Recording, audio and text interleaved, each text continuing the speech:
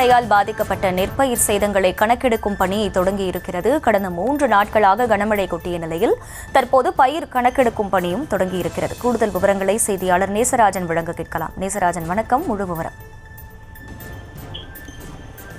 அகிலா, டிட்வா புயலின் காரணமாக கடந்த 3 நாட்களாக பெய்த கனமழையின் காரணமாக மாவட்டம் முழுவதும் சம்பா மற்றும் தாளடி நெற்பயிர்கள் மழைநீரில் மூழ்கியது. மாவட்ட நிர்வாகம் கணக்கெடுப்பு நடத்தி உரிய இழப்பீடு வழங்க வேண்டும் என விவசாயிகள் கோரிக்கை விடுத்திருந்தனர். இந்த நிலையில் வேளாண் துறையினர் திருவாரூர் மாவட்டம் முழுவதும் இன்று முதல் கனமழையால் பாதிக்கப்பட்ட நெல்பயிர்கள் கணக்கெடுக்கும் பணியை தொடங்கியுள்ளனர். திருவாரூர் அருகே காவனூர் பகுதியில் கனமழையால் பாதிக்கப்பட்ட நெல்பயிர்களை வேளாண் உதவி இயக்குநர் ஹேமா எப்சிபா தலைமையில் அதிகாரிகள் கணக்கெடுக்கும் பணியில் ஈடுபட்டு வருகின்றனர். அகிலா,